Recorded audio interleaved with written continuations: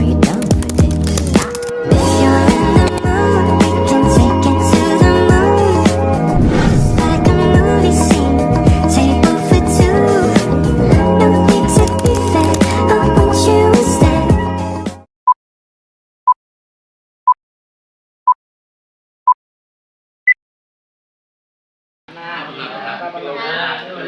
Terus dipresentasikan di depan pernah nggak? Dipresentasikan dari pihak kanvanya.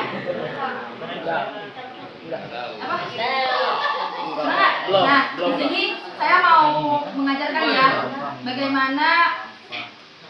bagaimana pembuatan PPT dari pihak Canva. Nah, tapi materi itu mengenai di konteks. Tapi sebelum membuat ke sana, saya mau menjelaskan dulu apa itu di konteks ya teman-teman ya. Nah, di sini saya mau menjelaskan di konteks. Buka PPT-nya ya teman-teman yang saya sudah kirimkan sebelumnya. Nah,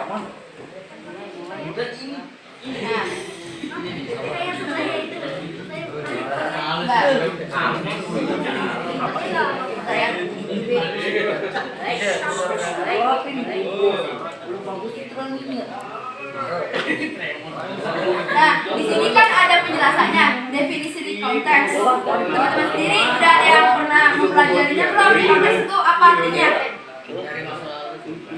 Ya, betul sekali. Apa namanya? Dan.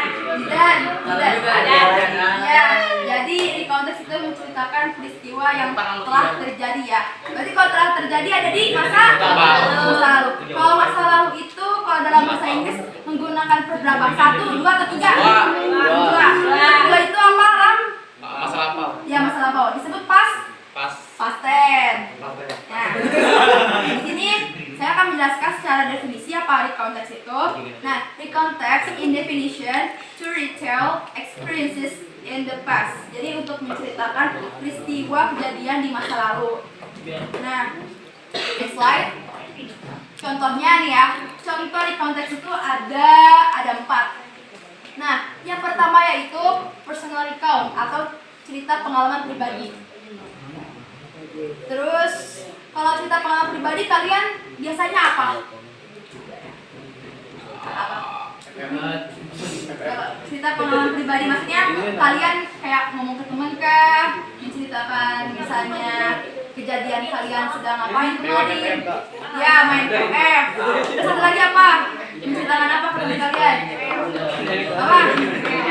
ML. Ya. Nah, kalau kalian ceritakan kejadian sebelumnya, terus diceritakan lagi sekarang, itu disebutnya apa? Di konteks. Tapi berbasis personal recount. Karena misalkan pengalaman pribadi kalian ngapain aja, terus diceritain ke teman kalian. Nah, kalian bisa menceritakan itu secara langsung maupun secara tulisan. Nah, secara tulisan itu melalui diary. Kalian yang pernah membuat diary gak? Di sini menulis untuk menceritakan pengalaman sebelumnya, pernah nggak? Belum ya? Nah, biasa kan untuk menulis ya, supaya tulisan kalian bagus. Terus, lanjut lagi dengan factual recount. Nah, kalian tahu nggak factual recount itu apa? Ada yang tahu factual recount? Factual recount itu menceritakan laporan peristiwa yang telah terjadi.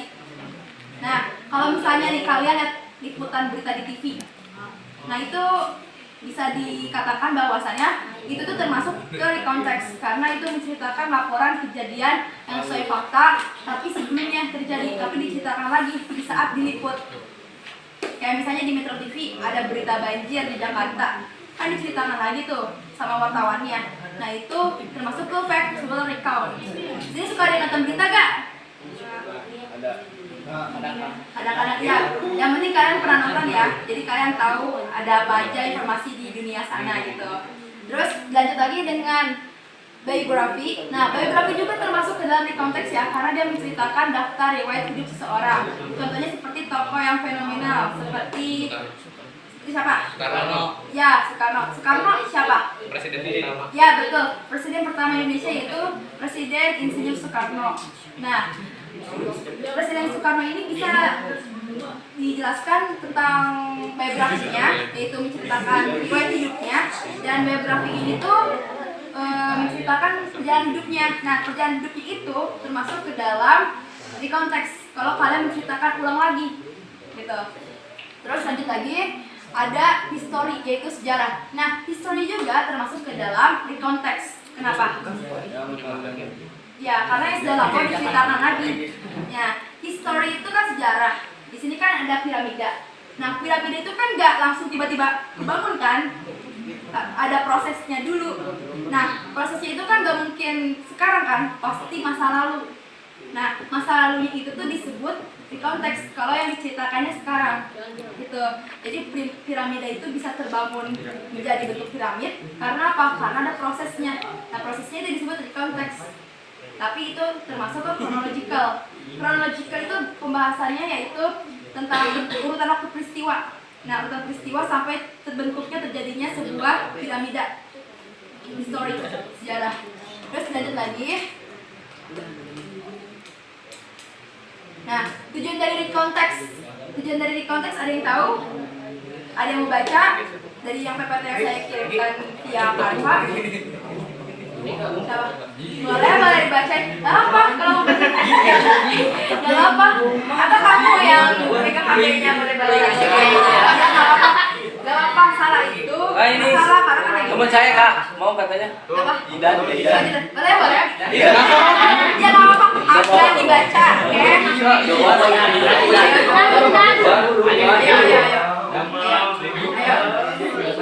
Baca ini ya. Apa tujuan dari recontext? Ya, ayo maju. Siapa namanya kamu? Jidan. Oke, Jidan. Coba baca ini dari konteks apa? Coba baca. Iya, kalau bahasa Inggris. Ntar kalau ada yang salah saya benerin gitu. Iya. Tulis and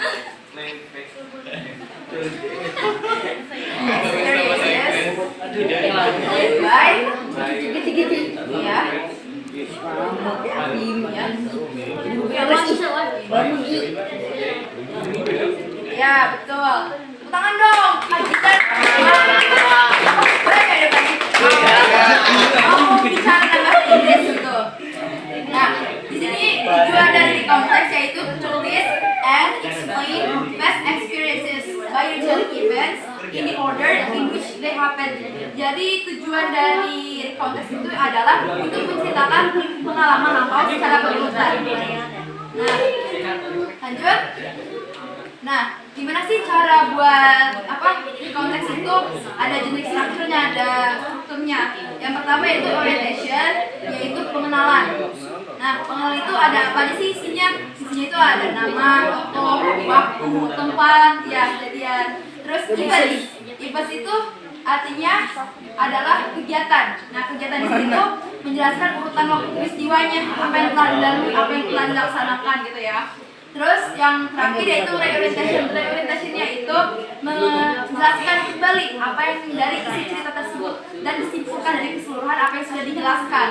Nah, itu reorientation itu adanya di akhir penutup cerita. Terus lanjut lagi, next slide. Di sini ada recontext, analyzing recontext, ada teksnya juga, yaitu yang berjudulkan At the Beach title-nya. Nah, di sini ada yang mau bantu baca di depan nggak? Bareng saya. Ayo dong sekarang. Tadi kan kelas 8-nya. Nah, sekarang kelas 7-nya coba. Perempuan ini kelas 7-nya. Simpang. Ayo, bahasa Inggris. Katanya si Dapa boleh nggak maju kelas 1? Nggak boleh. Boleh. Boleh Dapa. Ayo mau maju. Ayo maju. Ayo. Tapi gengsi, dia malu-malu Pak. Apa ntar aku aja di depan. Ayo maju. Ayo maju. Lagi. Apa ik? Ayo. Tepuk tangan dong. Tepuk tangan. Ya udah berani maju dan juga udah hebat. Udah ya. Ada videoin ya. Nah, di sini perhatikan ya teman-teman ya. Udah lihat belum teksnya semuanya? Nah, yang belum lihat kasih temennya ya. Maksudnya kasih tahu informasi HP temennya gitu supaya bisa dilihatin slide PPT-nya. Nah, di dalam teks ini dijelaskan tentang konteks ya teman-teman. Nah, di sini siapa namanya? Teh Majra mau membacakan teks dalam bahasa Inggris ini ya. Ayo bacakan. Aja Mas.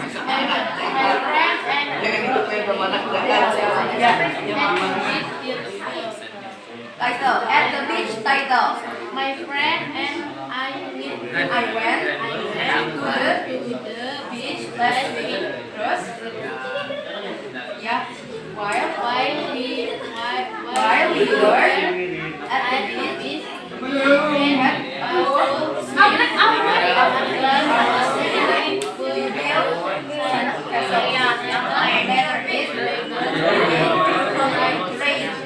so we packed up and went home.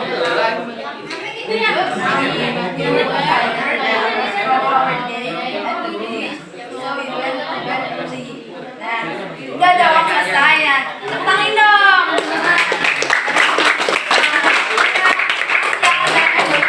Nah, di sini tuh saya punya cerita. Jadi ada teman saya dan saya pergi ke pantai nih. Ini tidak akan ngerti bahasa Indonesia ya. Nah, pergi ke pantainya itu kapan? Ada yang tahu nggak teman-teman? Iya, last week itu apa? Bahasa Indonesianya? Iya, kemarin. Nah, my friend and I went to the beach last week. Nah, itu bagian apa teman-teman? Orientation ya. Itu kalau bagian dari strukturnya itu bagian orientation. Nah, orientation itu artinya apa? Oh iya, orientation itu pengenalan. Nah, pengenalan itu yang dimaksudkan di konteks awal teks ini yaitu untuk menceritakan apa yang dilakukan, siapa yang terlibat, kapan dan di mana terjadinya. Terus lanjut teks 2 yaitu while we were at the beach we had a full swim. After our swim we built sun castles. Later on we get train. So we packed up and went home. Nah, di sini menjelaskan bagian event. Event itu menceritakan urutan kejadian peristiwa. Jadi di strukturnya pada teks yang kedua ini yaitu event ya. Karena dia menceritakan ngapain aja sih di pantai. Mereka ngapain aja di pantai? Iya, berenang, swimming. Terus bangun di sana pasir. Terus pas bangun di sana pasir, turun hujan. Nah, turun hujan dia di situ aja apa langsung berkemas nih? Iya, dia berkemas untuk pulang karena hujan turun. Terus lanjut lagi, di teks akhir yaitu we were tired of already at the beach, so we went to bed early. Nah, bagian akhir itu bagian apa teman-teman? Ada yang tahu nggak? Ada yang tahu nggak? Ada yang tahu nggak? Bagian akhir teks kita ini bagiannya apa? Reorientation. Ya, reorientation. Ada yang tahu artinya apa? Apa? Ada yang tahu artinya? Aku juga dong. Reorientation apa? Apa? Itu apa? Reorientation artinya apa?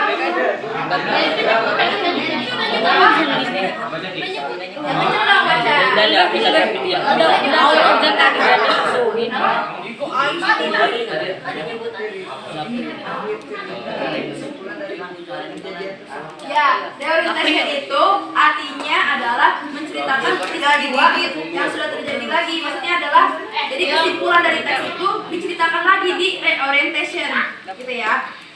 Terus habis itu lanjut next slide. Ya.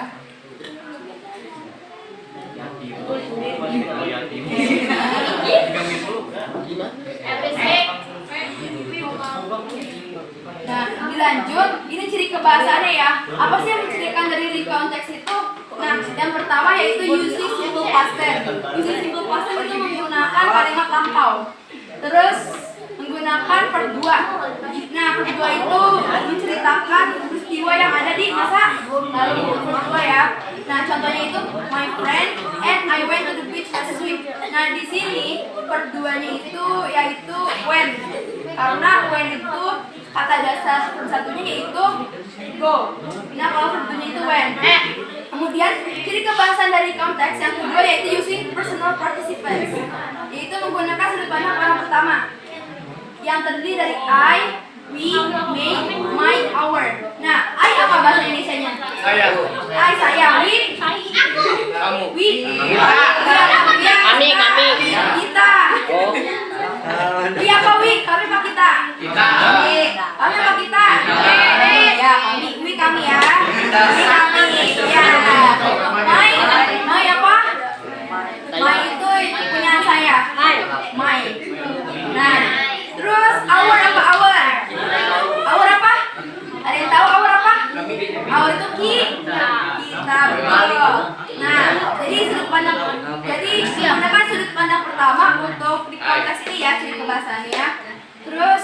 terakhir yaitu menggunakan using chronological conjunction, menggunakan chronological kata penghubung. Nah, apa sih Kak chronological itu? Chronological itu adalah urutan peristiwa kejadiannya apa. Nah, di sini itu menggunakan conjunction. Ada yang tahu teman-teman conjunction itu apa? Konjungsi kalau bahasa Indonesia-nya. Konjungsi itu adalah kata hubung. Iya, kata hubung. Jadi dalam peristiwa cerita itu harus ada kata hubungnya kan? Harus ada kata hubung supaya apa? Supaya ceritanya itu berurutan ya teman-teman. Nah, contohnya apa aja kata hubung conjunction? Di sini ada first, ada next, ada then ya. Ya. Oke teman-teman, thank you for watching ya. Terima kasih. Nah, selanjutnya di sini saya mau menjelaskan ke kalian nih cara menggunakan aplikasi translate penerjemah. Nah, teman-teman sendiri suka translate dari bahasa Inggris ke bahasa Indonesia kan, teman-teman? Nah, biasanya kalian pakai aplikasi apa buat translate? Google. Nah, selain aplikasi Google Translate, ada juga aplikasi yang namanya Deeply Translate ya. Nah, kalian bisa tambahkan di Google untuk ketikkan Deeply Translate dan itu lebih akurat untuk penerjemahannya. Nah, ini ya teman-teman ya, saya tunjukin. Ini teman-teman. Jadi kalau misalnya kalian mau translate ke Google, kalian bisa buka Google Translate dulu, bukan Google Translate, Google Chrome. Nah, Google Chrome. Nah, kalian masuk ke ini ya, di kalian dulu, dan bisa akses. Terus kalian buka aplikasi Deeply.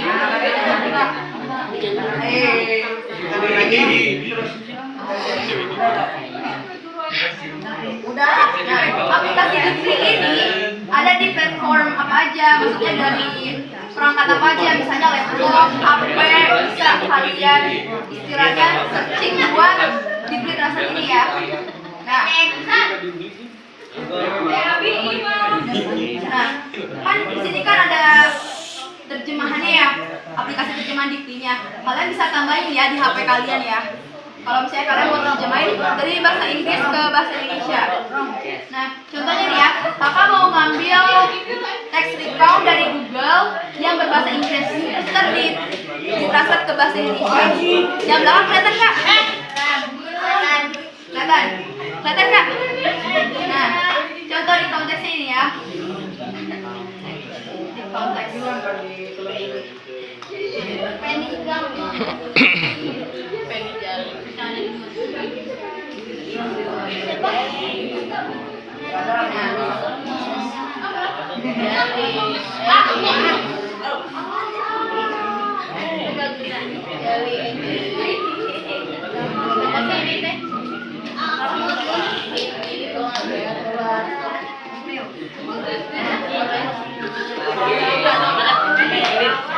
Ini contoh teks recount-nya ya teman-teman. Teman-teman bisa perhatikan sebentar dulu. Saya mau berbicara. Nah, ini teks recount-nya ya. Kalian bisa copy ini, copy teksnya, terus habis itu kalian beralih ke Deeply Translate, terus kalian paste di sini. Nah, aplikasi ini udah ngedetect ini penggunaan bahasa apa? Karena di platform Deeply ini ada banyak ribuan bahasa yang bisa ditranslate ke bahasa yang kalian mau gitu. Nah, berhubung ini bahasa Inggris, dan saya ingin translate ke bahasa Indonesia, ini udah langsung berubah dari bahasa Inggris ke bahasa Indonesia. Di sini ada yang mau nggak membaca bahasa Inggrisnya dan bahasa Indonesianya? Ayo dong baca. Ini artinya udah awan karena udah terstruktur kalau misalnya kalian baca arti translate. Saya pilih aja ya siapa yang mau baca. Yang ini aja nih yang depan. Jawaban namanya Kak. Lanjut ya. Ayo maju. Apa tadi katanya yang paling sama tadi? Emang kau kan tidak bercampur bahasa Inggris. Nggak bisa, nggak mau. Ayo sekarang. Oh, ada siapa yang mau? Lanjutnya. Ayo. Ayo siapa yang mau? Ayo. Mau cepat pulang apa enggak? Ayo, kalau mau cepat pulang,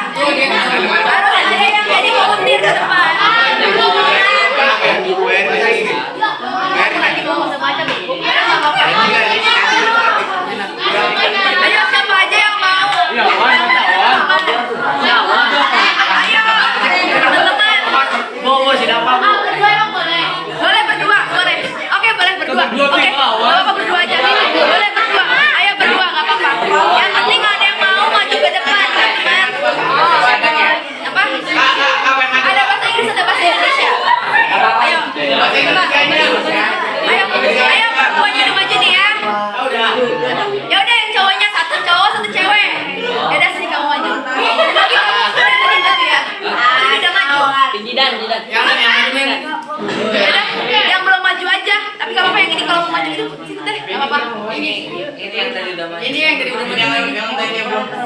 Gak apa-apa, kamu aja maju di sini. Ini teh. Teteh siapa namanya?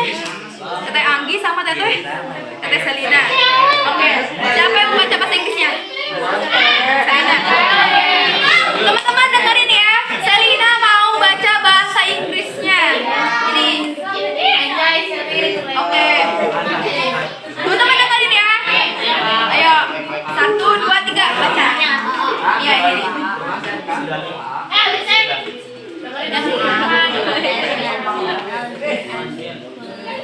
A trip to the National Zoo and Aquarium.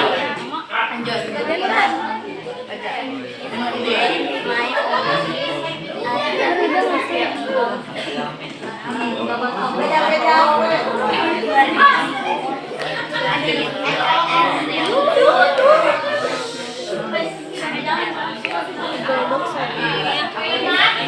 Yesterday,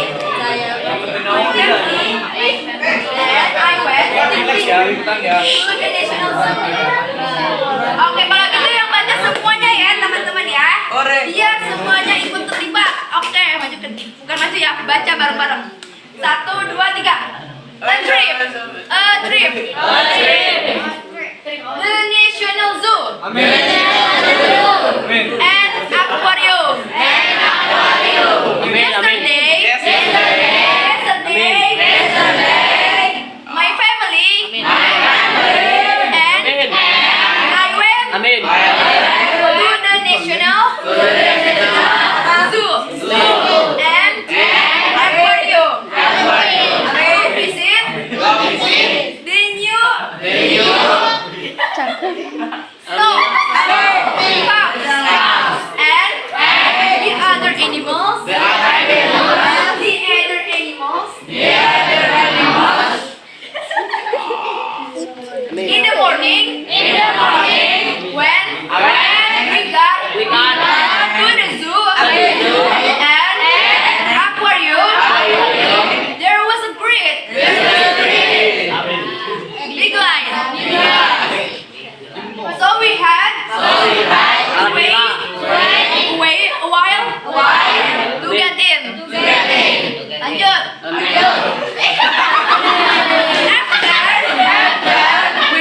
We entered the zoo. We went straight to the enclosure for the snow. My brother and I were so excited to see them.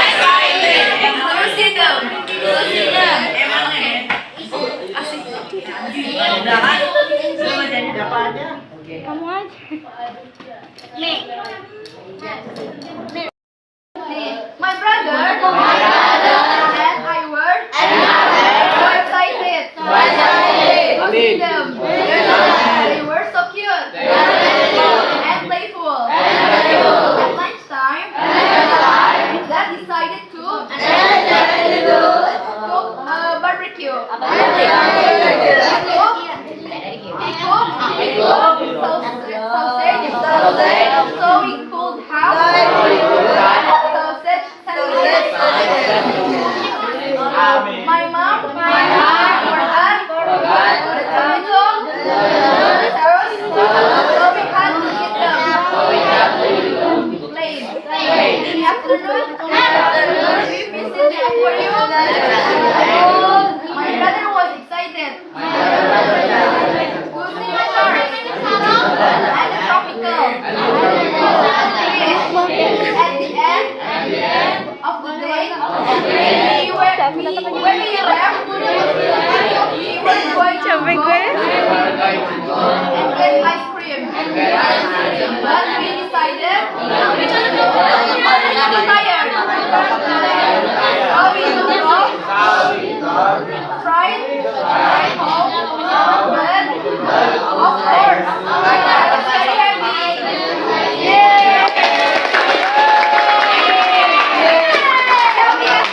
Nah, ada aplikasi bukti juga, ada suaranya. Kalau misalnya kalian pengen tahu bahasa Inggrisnya apa, nih bisa kalian pencet aja. Ya. ya.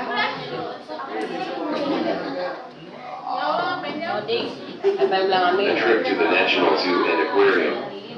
Yesterday, my family and I went to the National Zoo and Aquarium to visit the new snow cubs and the other animals. In the morning, when we got to the zoo and aquarium, there was a great big line, so we had to wait a while to get in. After we entered the zoo, we went straight to the enclosure for the snow cubs. My brother and I were so excited to see them. They were so cute and playful. At lunchtime, Dad decided to cook barbecue. He cooked sausages so we could have sausage sandwiches. My mom forgot the tomato sauce, so we had to eat them plain. In the afternoon, we visited the aquarium. My brother was excited to see the sharks and the tropical fish. At the end of the day when we left, we were going to go and get ice cream, but we decided we were too tired, so we drove straight home. But of course I was very happy. Nah, jadi di aplikasi Gipri ini selain bisa penerjemahan dilakukan, bisa juga kalian dengerin suara audionya ya dari listening ini di sini. Kalian tinggal tekan aja. Nah, di sini juga ada penerjemahannya yang lebih akurat. Di sini saya akan bacakan saja ya apa arti dari bahasa Inggris ini. Jadi ini perjalanan ke kebun binatang dan akuarium nasional. Kemarin, saya dan keluarga saya pergi ke National Zoo dan akuarium untuk mengunjungi snow crabs yang baru dan hewan lainnya. Di pagi hari ketika kami tiba di kebun binatang dan akuarium, antrian pengunjung sangat panjang, jadi kami harus menunggu beberapa saat untuk bisa masuk. Setelah masuk ke kebun binatang, kami langsung menuju ke kandang anak buah yang ada saljunya. Nah, saya dan adik saya juga sangat senang melihat mereka di sana. Mereka sangat lucu dan menyenangkan. Saat makan siang, ayah memutuskan untuk dimasak barbecue. Dia masak sosis agar kami bisa makan roti. Saya lupa bahwa saus tomat, sehingga kami harus memakannya tanpa saus. Sore hari kami mengunjungi akuarium dan kakak saya sama sekali tidak hiu itu. Dan ikan-ikan jenis lainnya. Di hari ketika kami pulang, kami ingin beli es krim, tetapi terlalu lelah. Jadi kami harus pulang ke rumah. Tetapi tentu saja saya sangat senang. Oke, terima kasih teman-teman. Jadi saya jelaskan ulang lagi bahwasanya aplikasi Gipri ini selain bisa menerjemahkan translate dari bahasa Inggris ke bahasa Indonesia, kalian juga bisa dengerin audionya ya, audio listeningnya, supaya kalian bisa tahu cara mengucapkan bahasa Inggris yang baik dan benar. Terima kasih sebelumnya. Wassalamualaikum warahmatullahi wabarakatuh.